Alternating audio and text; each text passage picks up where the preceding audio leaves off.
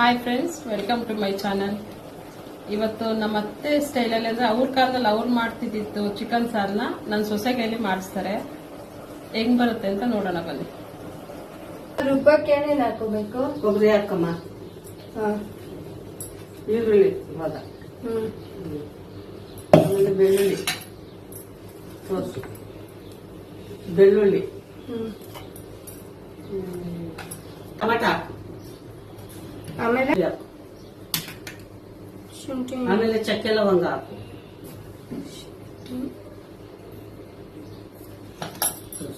ಚಕ್ಕೆ ಲವಂಗ,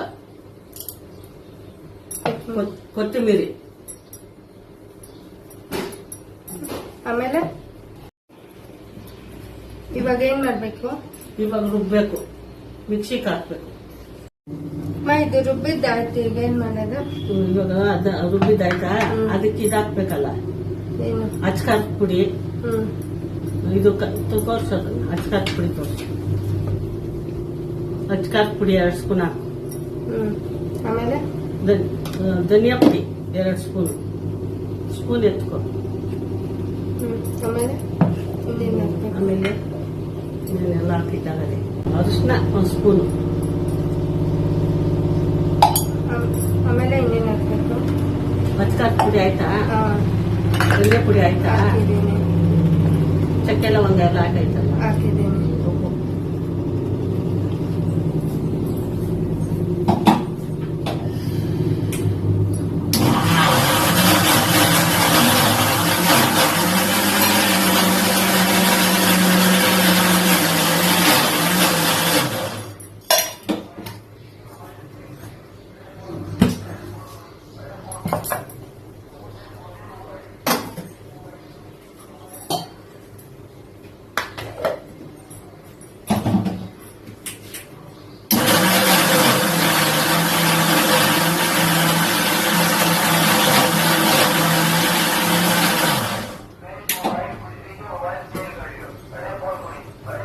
ಆಯ್ತು, ಮಸಾಲೆ ರುಬ್ಬಿದ್ದಾಯ್ತಾ, ಇದು ಒಗ್ಗರಣೆಗೆ ಅಂದ್ರೆ ಬೇರೆ ಅಡಿಗೆ ಎಲ್ಲ ನಮ್ಮ ಅತ್ತೆನೇ ಹೇಳ್ಕೊಡ್ತಾರೆ.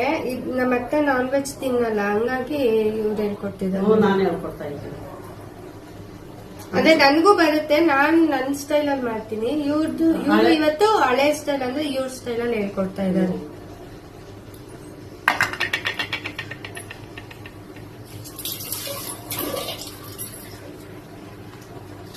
ಇವ್ರು ಮಾಡೋದು ನಮ್ಮ ಮನೇಲಿ ಎಲ್ಲರಿಗೂ ಇಷ್ಟ. ಇವ್ರು ಚೆನ್ನಾಗಿ ಮಾಡ್ತಾರೆ ಹಳೆ ಕಾಲದ್ದು.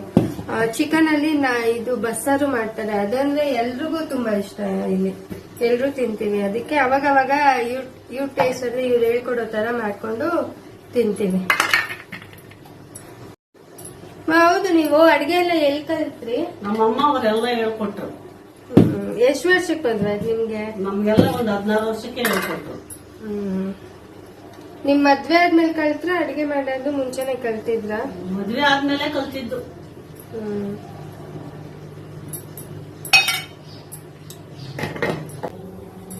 ನಾವು ಒಗ್ಗರಣೆಗೆ ಏನೇನ್ ಹಾಕ್ಲಿ?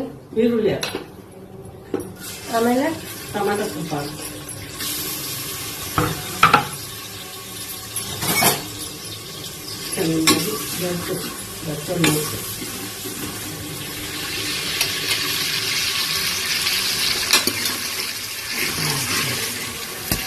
ಚೆನ್ನಾಗಿ ಈರುಳ್ಳಿ ಒಳಗೆ ಫ್ರೈ ಆಗಲಿ.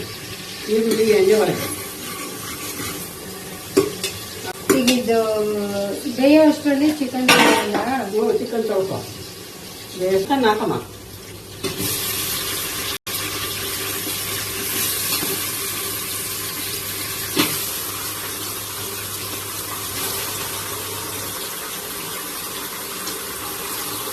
ನಿನಗೆ ನೀವು ಅದೇ ನೀವ್ ಚಿಕ್ಕವರಿದ್ದಾಗ ನಿಮ್ಗೆ ಯಾರು ಮಾಡೋ ಅಡುಗೆ ತುಂಬಾ ಇಷ್ಟ ಆಗ್ತಿತ್ತು? ನಮ್ಮಮ್ಮ ಮಾಡೋದು. ನೀವೆಲ್ಲ ಕಲ್ತಿದ್ದೀರಿ ಅಮ್ಮ ಇಂದನ? ನಮ್ಮಮ್ಮ ಎಲ್ಲ ಕಲ್ತಾವ.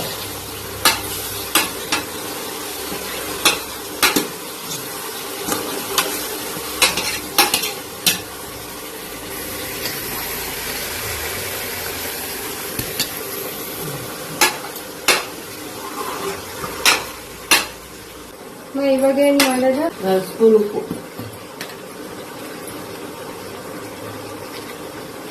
ನೋಡ್ಕೊಂಡು ಹಾಕ್ತೀನಿ. ಆಮೇಲೆ ಅರಿಶಿನ ಒಂದು ಸ್ಪೂನ್. ಆಮೇಲೆ ಇದೆಲ್ಲ ಬೆರೆಸ್ಬಿಟ್ಟು ಚೆನ್ನಾಗಿ ಫ್ರೈ ಥರ ಮಾಡಿ ಮಸಾಲೆ ಹಾಕೋದು. ಮಸಾಲೆ ಹಾಕ್ಬಿಟ್ಟು ಕುಕ್ಕರ್ ಮಿಕ್ಸಿ ಹಾಕ್ಬಿಡೋದು. ಎಷ್ಟು ವಿಜಿಲ್ ಹಾಕ್ಸ್ಬೇಕು? ಒಂದು 2 ಇಂಜಿಲ್ 3 ಇಂಜಿಲ್ ಹಾಕ್ಸ್ಬೇಕು.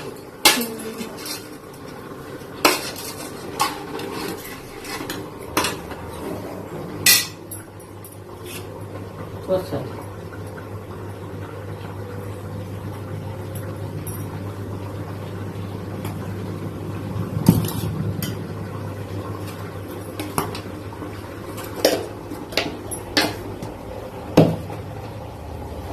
ನೀರು ಹಾಕ್ಬೇಕು. ನಮ್ಗೆ ಎಷ್ಟು ಬೇಕಾಗುತ್ತೋ ಅಷ್ಟು ಹಾಕ್ಬೇಕು. ಅಂದ್ರೆ ನಮ್ಗೆ ಎಷ್ಟು ಅಳತೆ. ಗಟ್ಟಿ ಬೇಕೋ ಹಂಗೆ ಹ್ಮ್, ಎಷ್ಟು ಗಟ್ಟಿ ನೀರ್ ಬೇಕೋ ಬೇಕೋ ತೆಳು ಬೇಕೋ ನೋಡ್ಕೊಂಡು ಅಳತೆ ಮಾಡಿ ಹಾಕೊಬೇಕು. ಇವ್ರಿಗೆ 7 ಜನ ಮಕ್ಳು. 7 ಜನ ಮಕ್ಕಳು. ಅದ್ರಲ್ಲಿ ನಮ್ಮವ ದೊಡ್ಡವರು. ಒಂದ್ ಸ್ವಲ್ಪ ನೀರು ಬೇಕಾ? ಕೊಡಿ.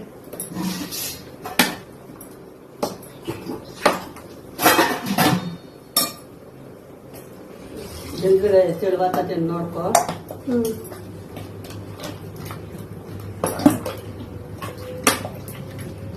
ಇಷ್ಟೊತ್ತು ನಿಂತಿರೋದು ಪಾಪ ಅವ್ರಿಗೆ ಕಾಲ್ ಆಗೋದಿಲ್ಲ. ಇವತ್ತು ಹೇಳ್ಕೊಡೋದಿಕ್ಕೆ ನಿಂತಿದ್ದಾರೆ. ಫಸ್ಟ್ ಅವರೇ ಮಾಡಿ ಹಾಕ್ತಿದ್ರು. ಅಂದ್ರೆ ನನ್ನ ಮದುವೆ ದೋಸ್ತರಲ್ಲಿ ಬಂದಾಗ ಅವ್ರು ಆಗಿನೂ ಸ್ವಲ್ಪ ಗಟ್ಟಿಯಾಗಿ ಚೆನ್ನಾಗಿದ್ರು. ಈ ನಡುವೆ ಸ್ವಲ್ಪ ವೀಕ್ ಆಗವ್ರೆ, ಕಾಲೆಲ್ಲ ನೋವಲ್ವಾ, ಅದಕ್ಕೆ ನಿಲ್ಲಲ್ಲ ಅಷ್ಟೊತ್ತು. ನಿಮ್ ಅಡ್ಗೆ ಎಲ್ಲ ನಮ್ಗೆ ಇಷ್ಟ ಆಗುತ್ತೆ, ನಾವು ಹೊಗಳ್ತೀವಲ್ಲ ನಿಮ್ ಅಡ್ಗೆನ. ನಿಮ್ಗೆ ಏನ್ ಅನ್ಸುತ್ತೆ? ಅದು ಇಷ್ಟ ಅನ್ಸುತ್ತೆ. ನನ್ ಮಕ್ಳೆಲ್ಲ ಚೆನ್ನಾಗೈತೆ ಅಂತಾರಲ್ಲ, ಅದೇ ಇಷ್ಟ. ಖುಷಿನಾ ನಿಮ್ಗೆ? ನಮ್ಮ ಮೊಮ್ಮಕ್ಕಳು ಚೆನ್ನಾಗೈತೆ ಅಂತಾರೆ, ಅದಕ್ಕೆ ಖುಷಿ.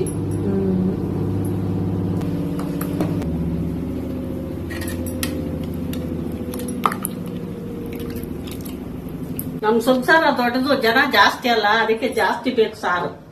ಎಷ್ಟ್ ಜನ ಇದೀವಿ ಹೇಳಿ ನಮ್ಮನೆ? ನಮ್ಮ ಮನೆಗೆ 10 ಜನ ಇದ್ದೀವಿ. ಯಾರ್ಯಾರು ಹೇಳ್ಬೇಕು ತಾನೆ? ಫಸ್ಟ್ ನಮ್ಮ ಮಗ, ಸೊಸೆ, ಮೊಮ್ಮಕ್ಳು ಹೆಂಡತಿಗಳು, ಅವ್ರ ಮಕ್ಕಳು, ನಾನು. ನಮ್ದು ಬಿಗ್ ಫ್ಯಾಮಿಲಿ ಫ್ರೆಂಡ್ಸ್. ನೋಡಿ ಸಾರು ಆಗಿದೆ. ಈಗ ನಮ್ಮ ಯಜಮಾನರು ಬರ್ತಾರೆ ಊಟಕ್ಕೆ. ಅವ್ರ ಊಟಕ್ಕೆ ಇಟ್ಟು ಟೇಸ್ಟ್ ಅವರೇ ಹೇಳ್ತಾರೆ. ಕಾಣಿಸ್ತಾ ಇಲ್ಲ, ಕಾಣಿಸ್ಲಿಕ್ಕೆ.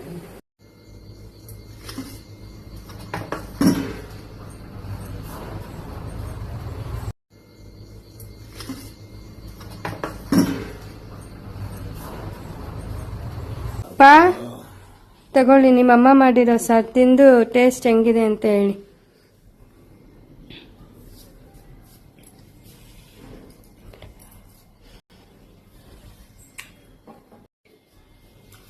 ಸೂಪರ್ ಅಮ್ಮ, ಅಮೃತ ಇದ್ದಂಗೈತೆ.